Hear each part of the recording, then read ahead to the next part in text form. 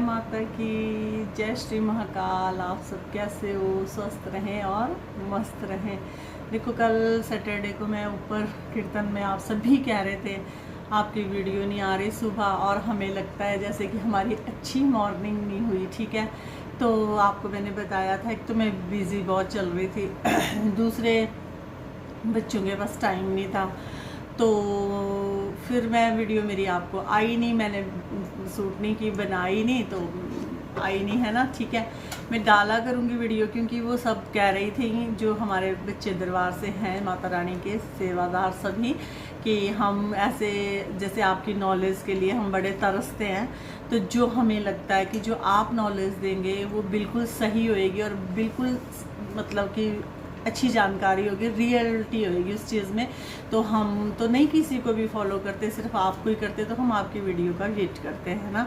तो मैं नहीं बना पाई भाई, अब मैं वीडियो डाल दिया करूँगी। पता है क्या होता है एक्चुअली, दरबार का भी हो जाता है, ऊपर से लाइव वहाँ की वीडियोस हो जाती है, कोई खेल रहा कोई कुछ कर रहा ना, तो हो जाती है ना, तो वो भी डालनी, फिर भजन भी डालने चाहिए ज़रूरी, कोई भजन प्रेमी है, कोई नॉलेज प्रेमी है, कोई कुछ है ना।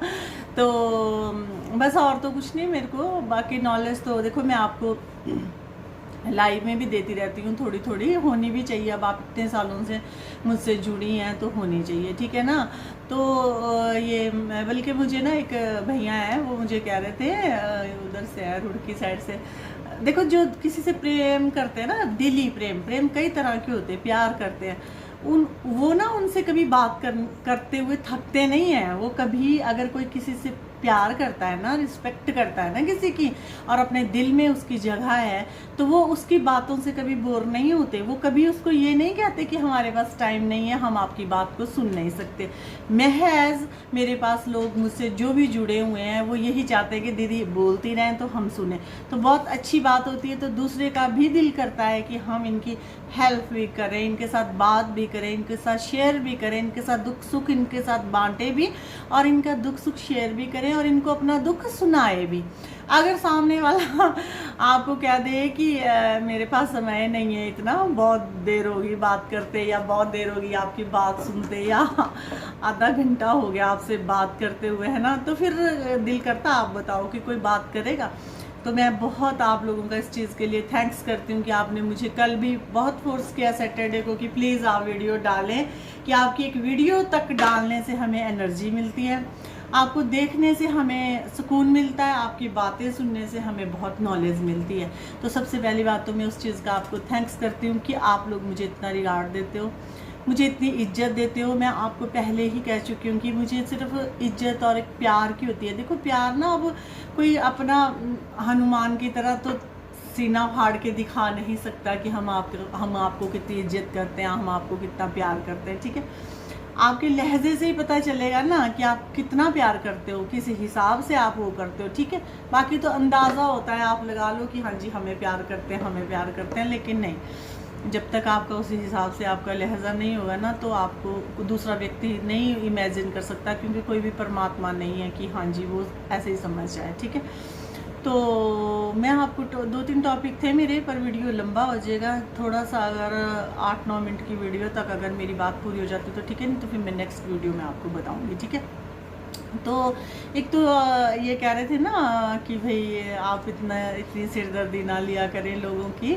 और उन्हें कहा करिए कि आप डॉक्टरी ट्रीटमेंट करवाओ और ऐसे करो, ऐसे क्यों सिरदर्दी लेनी लोगों की, इतनी सिरदर्दी लेनी। देखो पहले तो मैं आपको ये बताती हूँ कि आप मुझे तो चलो कह रहे हैं, कोई इस चीज़ को नॉलेज मानता है, सच मानता है, फेक मानता है, कोई कुछ मानता है, अपने दिमाग से मानता है। यही बात अगर आप किसी डॉक्टर को कहते हैं जा कर के कि आप क्यों इतनी सिरदर्दी ले रहे हो, आपने कंसल्टेशन फ़ीस ले ली उससे 500 रुपये, और छोड़ो और लिख के दे दो, होता है ठीक, होए ना होए तो ना सही। ठीक है, महज डॉक्टर ऐसे कर भी देते हैं, उन्होंने अपनी फ़ीस ले ली, उन्होंने लिख दिया, उसके बाद पर्ची ली, अगर वो टेस्ट करवाता है तो ठीक है, दवाई लेता है तो ठीक है, अपने अल्ट्रासाउंड कराता है तो ठीक है, नहीं तो वो अपने घर, वो नहीं फोर्स करते।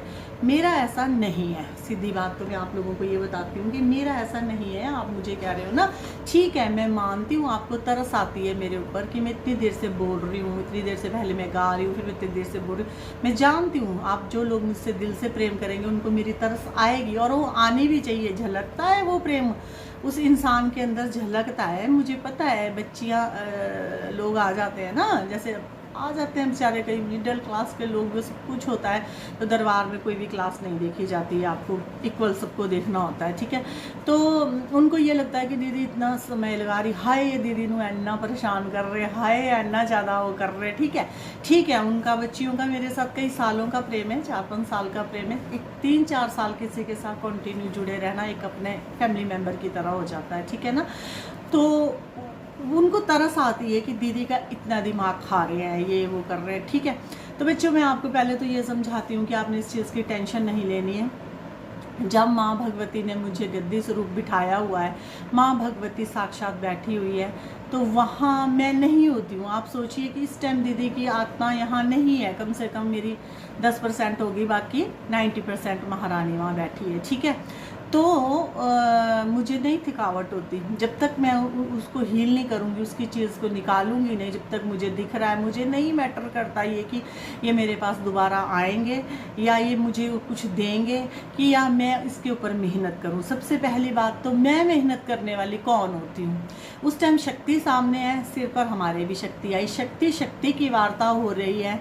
शक्ति का दिल करेगा, अच्छा इंसान होगा तो ऑन द स्पॉट उसे ठीक कर देगी। अगर ऐसा होगा तो कहेगी कि जाओ लाओ, ये लाओ, वो सामान लाओ, तो मैं शक्ति निकालूंगी। भगवान भी तो भाव और प्रेम के भूखे होते। हर इंसान भाव और प्रेम का ही भूखा है, भगवान की बात नहीं है। इंसान भी इस चीज़ से ही आपको प्रेम करता है कि वो आपको दूसरा उतना कितना दे रहा है उसके बदले ना, उस चीज़ के। अगर बहुत सी बातें होती हैं, बहुत सी गहराई की बातें होती हैं जो एक आम आदमी की समझ से परे होती है बातें, ठीक है। तो वो एक तो मेरी वो बात होगी, ठीक है। तो है टॉपिक मेरा बहुत बढ़िया है आगे, लेकिन टाइम इतनी जल्दी भागता है, मुझे नहीं समझ आती। तो फिर मैं सबसे पहले तो आपको यही नॉलेज देना चाह रही थी कि आपने टेंशन नहीं करनी। मैं ठीक है, मैं रात को जब सोती हूँ मैं टूट के पड़ती हूँ।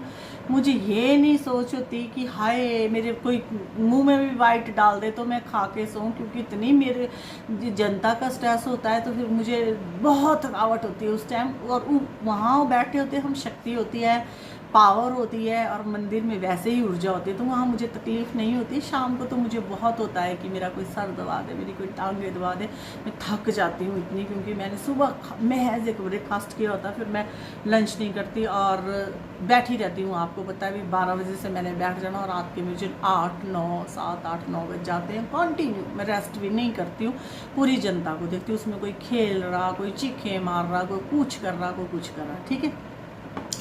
तो आपको नहीं टेंशन करनी इस चीज़ की। मुझे देखना पड़ेगा जब तक मेरे को सेवा माँ भगवती की है, पता नहीं 2 साल की है, 3 साल की है कि 5 साल, लाइफ टाइम तो मैं भी नहीं करूँगी ना। एक एज होती हर काम को करने की, कोई भगवान सेवा होती है, कितने टाइम की आपने करनी है, कितने टाइम का, और शौक़ होता है कितने टाइम का है आपका शौक़ है, तो ये है। बाकी प्रभु कृपा, भगवान आपको कितना समय पीरियड दिया है आपको भगवान, और जनता की सेवा करने का आपका कितना है, और कितना समय आपका इस धरती पे, कितनी आपकी लाइफ है, ये तो नहीं कोई भी जान सकता ना, क्योंकि जन्म मृत्यु भगवान के हाथ में है। तो ये भी एक पीरियड होता है ना। तो जब तक मुझसे बन पड़ता है, जब तक मेरा शरीर अलाउड करता है, या जब तक मुझसे हो रहा है, तब तक मैं कर दूंगी। किस किस का भला मेरे हाथों से होना है वो प्रभु जानता है ना। तो उसमें आपने कोई टेंशन नहीं करनी। मैं अपने आप को पैनिक करके नहीं काम करती हूँ, मेरी टेंशन नहीं करना। मैं जितना सा कर पा रही हूँ उतना करूँगी, करती रहूँगी। सेवा करने से कोई नहीं मरता, कोई नहीं मरता। हम किस चीज़ की सेवा कर रहे हैं? ये प्रभु की दी हुई नेमतें हैं। भगवान ने हमें कहा है कि जाओ इसे संसार में बांटो, तो हमें बांटनी पड़ेगी।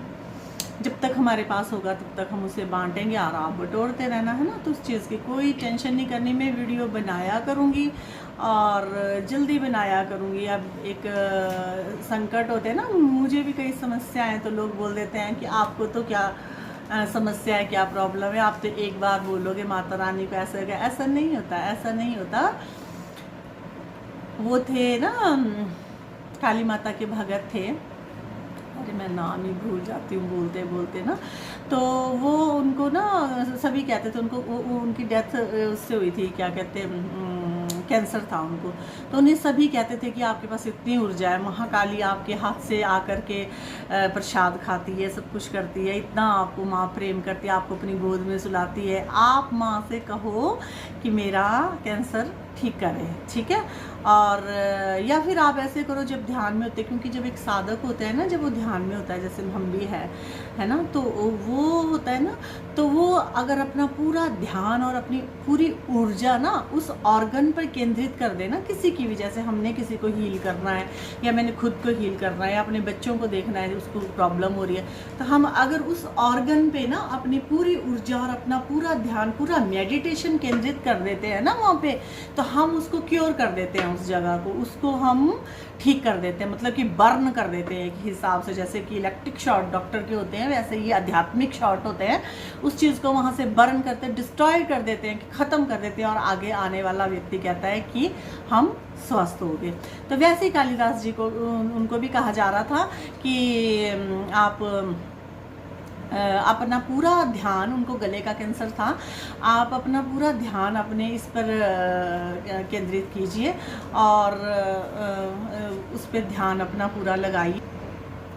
तो वो जैसे वो थे ना रामकृष्ण परमहंस जी, तो उनको सभी कहते थे कि काली माता के भगत है, माँ इनसे साक्षात बात करती है, माँ इनके हाथों से खाना खाती है, और होता भी था क्योंकि वो काफ़ी उच्च कोटि के कहा जाता था। उन्होंने अपने एक विवेकानंद जी को बताया था कि मैं अवतार हूँ, राम और कृष्ण का अवतार हूँ मैं। रामकृष्ण परमहंस जी जो थे वो राम और कृष्ण के अवतार थे, उन्होंने बताया था अपने बारे में। तो देखिए क्या होता है कि जो साधक होते हैं ना, खुद वो, उनको नहीं इच्छा होती हमें ये दे दो, हमें वो तो मांगते नहीं है। कभी शक्ति साक्षात्कार भी हो जाता है तो प्रभु से प्रभु को ही मांगते हैं, ठीक है। तो उन्होंने पूछा कि आप अपना पूरा ध्यान यहाँ केंद्रित करें, तो उनका क्या कहना था कि मैं अपना ध्यान इस तुच्छ शरीर के लिए नहीं करूँगा, एक एक क्षण हमारा कीमती है, एक पल पल कीमती है। मैं प्रभु के ध्यान में बैठा होता, मैं प्रभु को के ध्यान से हट करके और अपने इस पापी शरीर पे या तुच्छ शरीर लगा लो आपकी, उस पे अपना ध्यान नहीं केंद्रित करूँगा। जो ध्यान साधना मैंने भगवान के लिए लगाई है, क्योंकि वो साधक अपना भी हीलिंग कर लेता है। अगर सपोज करो हमें किसी पार्ट में दर्द हो रही है, तो हम पूरी ऊर्जा, पूरा ध्यान, पूरा मेडिटेशन 1 घंटे का उस ध्यान, उस जगह पर केंद्रित करेंगे तो हम उसको क्योर कर लेंगे, हटा देंगे। क्योंकि एक पैथी है, मैंने आपको बताया है कि साइंस एक अलग चीज़ है, एलोपैथिक और चीज़ है, आयुर्वेदिक और चीज़ है ना, होम्योपैथी और चीज़ है, अध्यात्म विद्या और तांत्रिक विद्या एक और चीज़ है ना।